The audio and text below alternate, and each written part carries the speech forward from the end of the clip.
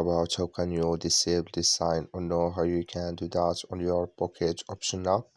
So you just follow this ways, then it's going to work with you. So all you have to do, so you just go here above your photo profile, click on it here. When you just click here on photo profile, it's going to show for you a list like this here. So then all you have to do now, you just click here on settings, you just click on it here.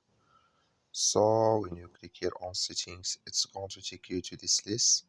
It's going to show for you like this. You click here on chart here, just click on it. You could down come here to optimize your chart, clicking this sign or this color. Like you see color, it's gone. That's mean here optimize charts disable with us now. It's going to disable with us now here. So that's all you have to do. Thank you for watching. Don't forget to support us by liking and subscribe.